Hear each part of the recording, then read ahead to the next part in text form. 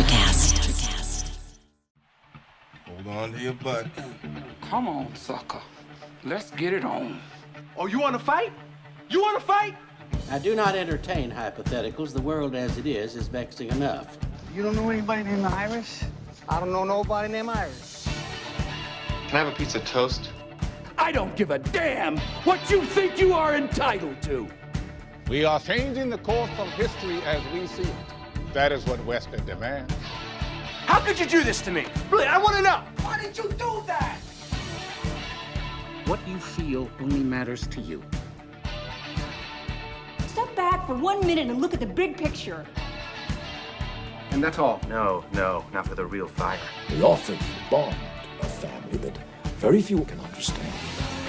Help me. Help you. And don't do drugs. Or whatever movies with Wesley and Iris. What up, and welcome to Or Whatever Movies. I am your co-host, Iris, and I'm here with my older brother, Wesley, and today we're talking about Disney Pixar's Brave. Brave's cousin, Apple Original Film Dances with Wolves. WOLFWALKERS. The Last Unicorn. It's really funny that you say that because as soon as I saw that opening 4 shot, I heard in my mind, I'm alive. From America, because dang, that looked pretty darn Last Unicorny. Dude, it's not even an American movie. Princess Mononoke. Are you just naming random animated films now? No, films that this movie steals directly from. How to Train Your Dragon. But coming off of watching Spirited Away with Paloma. So you're still cuddling her to comfort her from the awfulness and horror that is Spirited Away? Well, Spirited Away is no Princess Mononoke. But yeah, I watched Spirited Away and No Face is like, and being super creepy. And then I put her to bed and then turned on WOLFWALKERS. And it seemed really tame in contrast. Avatar. The Avatar parallels ran deep. Well, Avatar was supposed to be a riff on Dances with Wolves. It wasn't supposed to be, but that's what a lot of people compared it to. WOLFWALKERS, available on Apple TV. Ironically, the least Apple TV looking. TV Plus. I knew you were going to say that. I knew you were going to be like, oh, at least this wasn't all shiny in 3D. In fact, it was really flat and 2D and had weird shadows that made the characters look transparent. Did you know that this is the first animated feature entirely animated and created by wolves? What are you talking about? It could have been a 1960s Charlie Brown. You're an Irish wolf, Charlie Brown. Like, this has a timelessy feel because I was going to say it's set in a timelessy time, but it's actually set in a very real time, which confused me. The opening lower third is like, well, this is so-and-so Ireland in 16-something. Is there a historical reference for this story? So there's a lot about Irish history in this movie. It's based on a fairy tale or based on a tale whereby the English move in and the Irish are driven away or driven off their lands. And in this case, it's just adapted so that they become wolves. They embrace the wildness that they've been subjected to. I figured there was some kind of indigenous peoples being run off their land kind of metaphor happening here where they live in harmony with the land and had shamanic spiritual sensibilities. Had you ever seen a cartoon saloon animated feature? We had The Secret of Kells and The Uprising of Brigadoon or something. I don't know what the other one was. I think I saw The Secret of Kells. I mean, that was back in memorable, huh? 2009, so it really struck a chord. Well, it was a while ago, 11 years ago. Did you know that this is actually the first animated feature created entirely on an iPhone app? I think you're really old, dude. So does one defend this type of animation, this kind of execution based on what? On loyalty to a hand-drawn style of animation that's, I guess, a dying art? I think you judge the format of the animation on its appropriateness for the story, and it felt appropriately old-timey for a story set way in the past, and sufficient to convey the magic, I guess, in a way that felt more tangible or tactile. I did have some beef with it, though. There were some shots that they returned to that I was just like, I don't even know what that is. That image is so flat that... Oh, is that the wall? The weird grid on the wall? Yes, the weird overhead of, like, I'm guessing the walled city. There were a couple of repeat images that were so flat and out of context that I was like, I don't even know what I'm looking at. And even if we were misinterpreting it, I never got a sense of this world spatially because it kept changing. It was a stylistic device that was disorienting, and it kept me from being immersed. And a lot of the time I was literally looking at the lines. I was, the rough style animation and evoking this idea of maybe motion or blur or wildness, strong, hard lines. There were unnecessary lines that extended past the borders of the animated figures.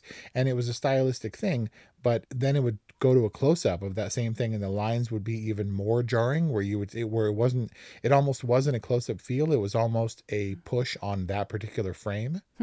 And I don't think that was the case, but that was the style that they were evoking. And it made it really hard to be, I'm in a world of 17th century Ireland. Yeah, the animation felt almost stubbornly flat. Like they used lighting design and effects in the forest, which had more dimensionality because of it.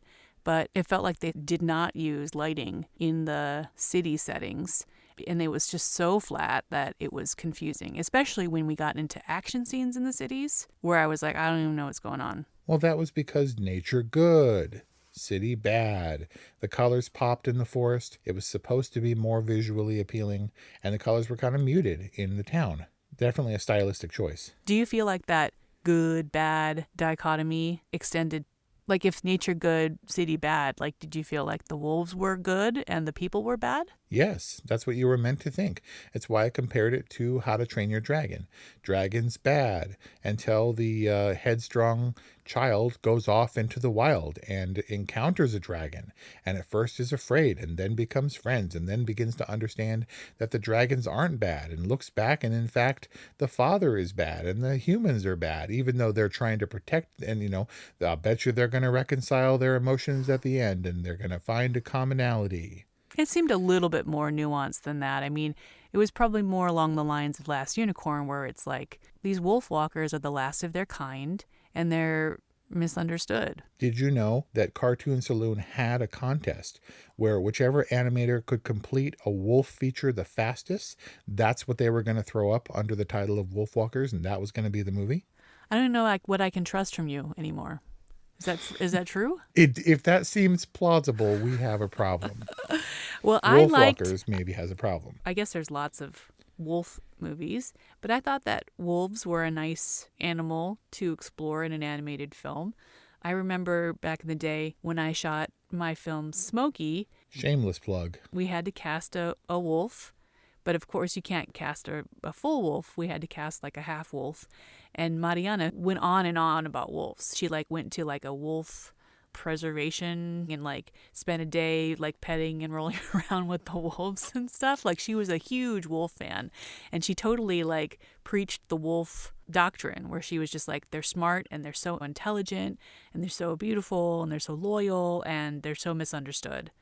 I thought that wolves were a complex kind of animal that are feared and kind of wild, but they were obviously fiercely loyal to their wolf walker and just wanted to kind of live their little peaceful forest lives. Sure.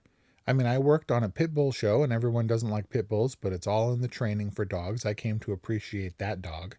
And yeah, maybe it's just the wolves being strong and fierce when they need to be, but also loving and nurturing is, it's horrible to compare a group of people to animals. It rarely goes well. But in this case, kind of appropriating this tale and having the wolves represent the Irish that are driven away by colonialism, if that's the theme, it's not our national kind of consciousness, but wolves maybe could be apt. I had no problem with the wolves. And I guess we're supposed to align ourselves with the wolves, or the sensibility that Robin comes to appreciate. let me tell you, Robin as a character, way more interesting as a wolf. Yeah, because she was just like kind of a like a little blonde girl. Yeah, she was kind of annoying up top. And, I get it. She's like all precocious and she's adventurous and she's feeling really hemmed in by her new place in life within the walled city. But like she was kind of grating. And the movie really dragged until she turned into a wolf. And then they got that great cue in, and they're like wolves, and they're running around, and you're like, oh, okay, that little musical montage really breathed new life into this film for me. And that's when the story actually started to pick up. Interesting. So Peppermint Patty was strange because she was not when Robin first encounters the Peppermint Patty wolf, she's all doe-eyed and sweet and like, oh look, I'm a good wolf. You can trust me, I'm a wolf. And then she follows her because she's looking for her bird, right? And then when she gets back and Peppermint Patty turns into a girl, then she's like mean and I'm gonna bite you and like way meaner than her sweet wolf, which was weird. And like all crawling all over her mom and stuff and like arr. It was strange.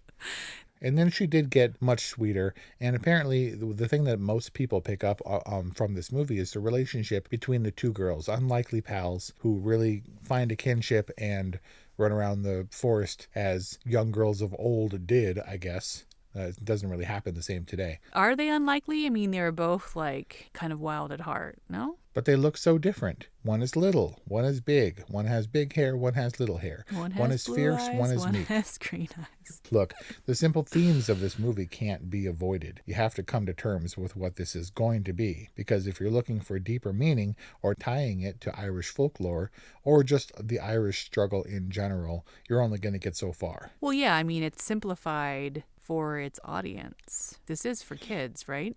Yes, and the creators said as much. They said that they wanted to make a movie for kids, about kids, and that was the case, certainly. But also, as this project developed over something like a decade in total, from inception to completion, they also grew into, as they called it, middle-aged men themselves, and had to continually remind themselves that they were indeed making a movie intended for kids. Well, strange. It's long gestation for a movie like this. It's a little protracted for even animation, but animation takes a long time.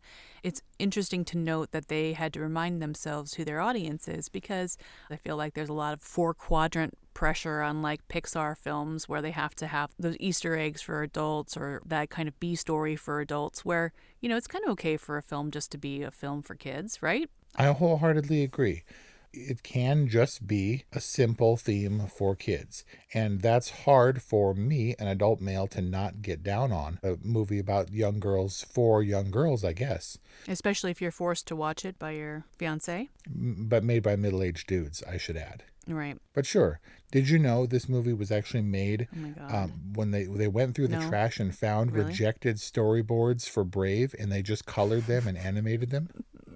Like, I just know whenever you come out with, did you know? I'm like, no. So seriously, though, when we were watching this movie, I jacked the volume repeatedly. I'm like, am I sitting on the remote? Did you experience a bad audio mix? Well, we're kind of... Was it just because it was Irish? We are constantly writing the sound. When there are big discrepancies in the mix, it drives me bonkers, because we're watching these things at night when the girls are asleep, and then they're talking like this, and then bam, there's like this huge car crash, and you're like, oh my God, and you have to like ride the volume. So I guess I'm used to it, and I didn't notice it. It happened when they stole the food from the guys at the cart. And they're like, and I was like, what? And Kelly was like, was it English?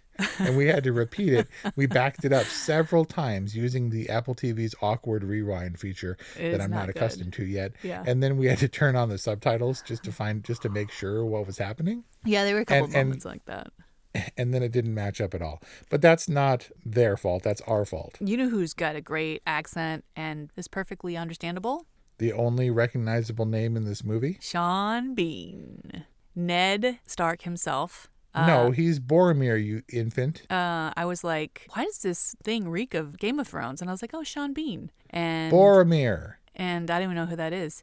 And oh my God. Ned Stark has such a wonderful, soothing voice, and his dad character was so sweet. I mean, he was a little bit, there were a couple lapses in his judgment, and he was a little bit indulgent with her. Like, you kind of have to put on the iron glove every now and then. But Bill, was his name Bill? That's weird. They called him Goodfellow the whole time, but the Bill Goodfellow dad was the sweetest dad ever. Like, he'd be mad at her, but then he'd just be like, I'm just mad at you because I'm afraid, or I'm mad at you because I love you. And it was so sweet. Well, yeah, he wasn't as brusque as Stoic the Vast in How to Train Your Dragon, but still just as loving. This is one of the few movies that Sean Bean, spoiler, doesn't die in. The only part of Sean Bean that died in this movie was maybe his career. Aww. I had to work it in somehow. You didn't like Wolfwalkers. Why are you hating?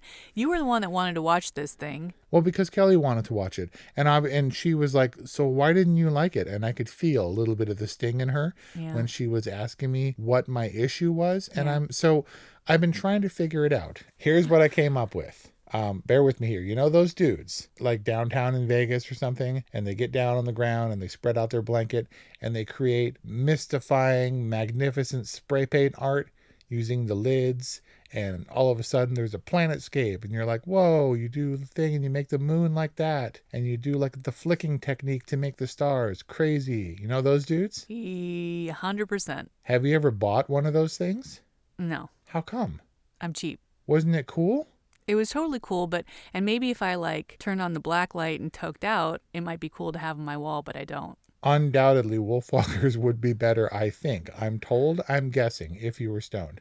But nobody buys those things because part of the experience is watching it on the street. It's not art, really. Kind of, I guess. But it's a kind of street art that requires the story to make it appreciable when it's on your wall. Because you'd be like, this is interesting. And be like, dude, I was in Vegas and this dude, he was like, wah, dwa, flash. And like all of a sudden there was artwork. And I was like, whoa. And I had to buy that. And people would be like, so, but then you framed it? Well, yeah. I mean, it's kind of like performance art because you don't know what it is. And then they like scrape their last little tool across the thing. And you're like, oh, it's outer space, yo. Right? And all that is amazing for memes and YouTube videos. But does anybody hang that art on the walls? Yes, you put it on the wall right next to the Margarita Eiffel Tower. So, I mean, it's kitschy and it's unique, but that doesn't necessarily mean it's enduring or satisfying. You go to a craft fair and there's a guy with a beard sitting amongst all these chairs he has out front. And you walk up to him and you're like, wow, these are cool, because they are cool. They're ornate and he's like, yeah, they're hand carved. And you're like, wow, that's amazing. And he's like, and it tells, if you look, the detail and tells the whole story of Ireland. And you're like, whoa. And he's like, it took me 6 years to make it, and I'm only asking for that much effort, $1,500. And you're like, no, not maybe. I mean, that's so cool. And then you walk away and you get a corn dog or a churro or something. And Kelly's dad used to build all kinds of crazy stuff, dog sleds and amazing stuff.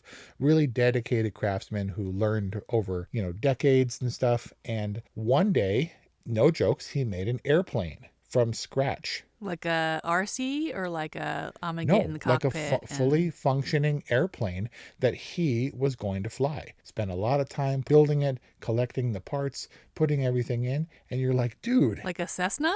It was a functional flying plane. Whoa. And you're like, you built an airplane? And he's like, yep. You want to go with me on my first flight? And you'd be like, yeah, I don't know. And look, this movie's not going to kill you. This movie's not going to cost you thousands of dollars. What we're talking about is an investment of time.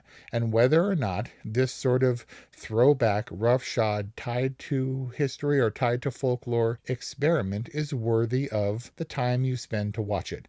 I mean, it's free or whatever. If you have an Apple TV account, Apple TV Plus. Yeah, and what's 90 minutes of your life to watch a movie, especially for your podcast review? Except I've now been living with this movie and researching this movie for 2 days. It's an investiture of time that I'm not sure was worth the effort. Wow. I mean, we talk about Pixar, and you dogged on Soul, for God's sake, and Soul took years to make with cutting edge technology, not only to further or enhance the product, but also to streamline that product. You can imagine what something at the level of quality that Soul is if they had hand-drawn animation for it. Well, that's the point. Doesn't Soul feel a little bit disconnected? Doesn't Soul feel a little bit a product of the Disney machine? Whereas Wolfwalkers at least suggests that there's some real craftsmanship and a personal point of view in this story? Only if it's tied to that craftsmanship at the end of the day. If you put Paloma in front of the TV and ask her to choose between Wolfwalkers and Soul, she's 100% choosing Soul. Maybe, I think. I don't know. But from a rounded, experienced adult perspective, you have to factor in, dude, but it was hand-drawn. Dude, but it was painstakingly rendered. But it was blah, blah, blah. And you're like, okay, but so? The point is, it takes just as long for this painstaking hand-drawn animation as it would a Pixar film, but the results are different. And the results, I'm asserting, has to be tied to the process. This is like artisanal animation. Is this like craft animation? It certainly seems to have a point of view. A strangely flat, hastily scribbled point of view. 17th century Ireland wasn't exactly like all polish and clean lines. Again, you're tying it to history and themes. It did not feel inappropriate to the story. And I get it. There were some times where it confused me, but there was really great use of color. Like, they blend color in ways that I think you can't quite achieve in computer animation. You know, it had this kind of watercolor feel where things don't stay perfectly in the lines, but isn't it there are actually zero straight lines or solid edges in the world, in life? Okay, that makes sense. And no actual foods are blue. Even blueberries are like green inside and purple or something. I don't know, dude. I'm feeling like it's telling that you're stuck on the animation because it's not even letting you think about, or like, did it prohibit you from enjoying the story? No, it just prohibited me from being fully immersed. Someone said during one of the interviews that they loved this movie because it reminded them of a book come to life. And I think that's very fitting, because this style of animation would be perfect for a kid's book, even a long-form kid's book or a series of kids' books. When it's animated and you're supposed to believe, it's a little bit harder for me to do. I understand what you're saying, so let's get into the issues of the story, because it was a very simple story. The girl defies her father, goes out and develops a deeper understanding, which she brings back to people. There's conflict until ultimately there's a deeper understanding. And her father, literally is brought on board with the ideas that his daughter is fostering now. Yeah, they kind of skirted or suppressed the whole vampire connection. They were like, well, you're not really supposed to bite people and turn them into wolfwalkers, but in this case... Werewolf connection. Right. And look, so let's keep it in perspective and keep it a kid-themed movie. I got no problem with that. What I have a problem with was what they tried to sort of pull over. And the friendship between the girls was great. They had a montage where they were romping, and that was all beautiful, and they formed a connection, and they bridged the bond that had driven the Irish and the English apart, if they ever had a bond to begin with. All good stuff. But the biting thing was strange. And then we had the subplot of flipping the scene and having Robin, who's now a wolf, have to re-infiltrate her own house, her own home, to get back where she was the infidel now, right? Right. And Robin also has to turn against Mabe, ostensibly for her own good, but kind of against her better judgment. She was more meek and scared, and they had the sort of subplot of releasing the mom from her cage. I don't know why Lord Protector felt the need to keep her in the cage, or to what end. Well, he wanted to show the townsfolk that he had tamed the wolf, right? But he hadn't really. I mean, was she being tamed? Because, I mean, I would get it if she was like, all right, I'll be a good wolf if you spare my daughter, but there was no agreement or anything. Right. He's like, I've tamed the wolf who's in a cage, and if she wasn't in a cage, she'd rip me apart. Why, if Robin is so immediately charmed, or at least comes to understand the wolves after a bite, which doesn't do her any harm other than giving her the ability to see, and I guess to be a wolf at night, right? Why not bite everybody? Mabe, why not bite the Lord Protector? Or run around, just nip everybody in the crowd so people understand. That's what I'm talking about. Like they kind of just did away with the question early on with Mabe saying, yeah, my mom says, like, don't really bite anybody. That's bad. And we were supposed to kind of accept that. Fine. But when Goodfellow is forced to get a hold of the rogue Peppermint Patty Wolf and Mom snaps at him, you're like, ah, here it is. You can see, which he doesn't, which they also suppress. And you see the gleam in his eye of the wolves running through the forest. But he doesn't understand until he's forced to understand that his kid, Robin, is running around as a wolf. And even then, he's like, I don't understand. And I'm like, yes, I'm yelling at the screen. Yes, you do. You can see now.